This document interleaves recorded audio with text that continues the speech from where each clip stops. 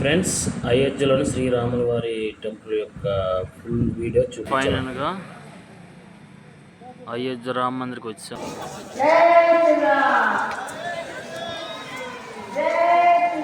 అయితే కాశీ నుండి అయోధ్య వెళ్ళడానికి వందే భారత్ ట్రైన్ ఎక్కామండి. ఎంట్రన్స్లో చూడండి, మనకి ఐఓలో దించేస్తారండి. ఐఓ నుంచి చూస్తే ఇలా వ్యూ కనిపిస్తుంది ఎంట్రన్స్. मंदिर ओपन करना. मंदिर अभी ओपन होगा सुबह 7 o'clock. 7 o'clock. Yes, morning 7 o'clock open होगा. చూసారు ఫ్రెండ్స్, ఎంట్రన్స్ చాలా బాగుంటుంది. బైపాస్ రోడ్లో దీని ఈ సెంటర్నే లతా మంగేష్కర్ సర్కిల్ అంటారండి. ఇక్కడ నుంచే మన ఘాటీకి వెళ్తుంటాం. నయాగర్ పోస్ట్. సో ఇలాగ ఘాటీకి వెళ్ళాలి. ఇక్కడ జస్ట్ ఒక 100 మీటర్స్లో ఘాటీ వస్తుంది అనమాట. ఘాట్. సో ఇక్కడ స్ట్రైట్కి వెళ్తే మన ఘాటీ వస్తుంది. ఒక 100 మీటర్ 200 మీటర్స్ ఉంటుంది ఘాటీ. స్నానాలకి అటు వెళ్ళాలండి. 10 का 4 बटोसिया और ये 10 के 2 निकलिया कर मिलता है ना भाई अपना 10 का 4. हाँ बटोसिया. ఈ పాయింట్ని లతా మంగేష్ సర్కిల్ అంటారండి. ఇక్కడ నుండి ఘాటీకి వెళ్తాం. అయోధ్య రామ మందిర్కి వచ్చామండి. సో ఎంట్రన్స్ ఇలా ఉంటుంది. ఓపెనింగ్ 7 గంట. సో మేము ఫ్రెష్ అప్ అయ్యి వచ్చి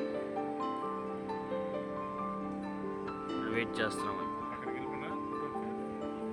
మేము ఎర్లీ మార్నింగ్ వెళ్ళిపోయామండి. ఘాటీలో స్నానం అయినాక, గంగానది స్నానం అయినాక ఎర్లీ మార్నింగ్ వెళ్ళాము. గుడి 7 గంట ఓపెనింగ్, అంతవరకు వెయిట్ చేయవలసి వచ్చింది.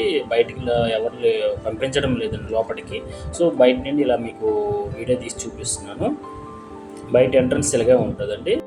అది రామును దర్శించుకోవాలంటే ముందుగానే హనుమంతుని దర్శించుకోవాలండి. మేమైతే హనుమంతుని దర్శించడానికి మాకు టైం సరిపోలేదు. సో మార్నింగ్ 7కి ఇలాగా ఓపెన్ చేశారండి. ఓపెన్ చేయగానే మేము ఇలా క్యూ లైన్లో వెళ్ళామండి. మేము వెళ్ళే టైంకి అంతగా క్రౌడ్ అయితే అంతగా ఎక్కువ లేదు, నార్మల్గా ఉంది. సో క్యూ లైన్లో వెయిట్ చేస్తామండి. 2-3 పాయింట్ల దగ్గర ఇలాగా మనల్ని డంప్ చేస్తుంటూ ఉంటారు. అందుకు బ్యాగులు, నెక్స్ట్ ఫోన్స్ అవన్నీ వాళ్ళు క్యారీ చేయనివ్వరండి లోపలికి. అయితే ఈ రామ మందిరం అనేది ఎన్నో ఏళ్ళుగా ఫైట్ చేసి కొన్ని కోర్టు వాయిదాల తర్వాత 22 జనవరి 2024 మన ప్రధాని నరేంద్ర మోడీ గారు ఈ రామ మందిరాన్ని నిర్మించారండి. ఇది బాబ్రీ మసీద్ కూర్చేసిన ప్రాంతం దగ్గర ఈ రామ మందిరం ప్రారంభించారండి. మేము లోపలికి ఎంట్రన్స్ అయినాక ఇలా ఉంటుందండి. ఇక్కడ పక్కన చెప్పులు పెట్టుకోవడానికి ఇలా క్యూ లైన్లో ఉంటుందండి. చూసారా ఫ్రెండ్స్, నేను బయట నుండే చూపిస్తున్నాను. ఎందుకంటే లోపలికి మనకి ఫోన్లు కానీ, బ్యాగ్స్ కానీ, లగేజ్ కానీ ఏమి తీసుకెళ్ళవరండి. బయట మీకు చూపించాలనుకుంటున్నాను, చూపిస్తున్నాను. ఇలా ఉంటుందండి. అయితే అయోధ్య వచ్చినాక ఫస్ట్ హనుమంతుని దర్శించుకున్నాకే శ్రీరాముని దర్శించుకోవాలని అంటారండి. కానీ మాకు కుదరలేదండి. శ్రీరాముని దర్శించుకోవడానికి గుడికి వచ్చినందుకు చాలా సంతోషంగా ఉందండి. నాకైతే చాలా హ్యాపీగా అనిపించింది. చూడండి, ఇక్కడ చెప్పులు పెట్టుకోవడానికి మనకి ఉంటాయండి. ఫ్రీగానే చెప్పులు పెట్టుకోవచ్చు. మనకి ఎటువంటి రుసుము చేయరు. గుడి బయట అయితే ఇంకా కన్స్ట్రక్షన్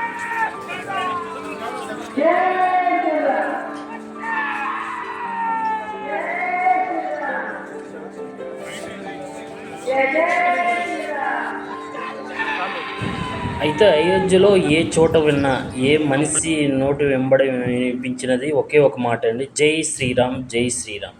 ఎక్కడ విన్నా ఇదే మాట వినిపిస్తుందండి. సో ఫైనల్గా అయితే మాకు దర్శనం అయితే కంప్లీట్ అయిపోయింది. కంప్లీట్ అయినాక మేము బయటికి ఇలా వచ్చేసాం. బయటకు వచ్చేసాక అయితే బయటకు వచ్చినాక లాకర్స్లో ఉన్న మొబైల్స్, బ్యాగ్స్ తీసుకొని మేము ప్రయాణం తిరిగి కొనసాగించామండి. అయితే ఎవరు వెళ్ళాలనుకున్నా తప్పకుండా చూడండి, చాలా బాగుంటుంది. అయోధ్య అనేది రాముల వారిని చూడడం ఒక అదృష్టంగా భావిస్తున్నా. అదేవిధంగా ఈ వీడియో మీకు నచ్చితే లైక్ చేయండి, కామెంట్ చేయండి.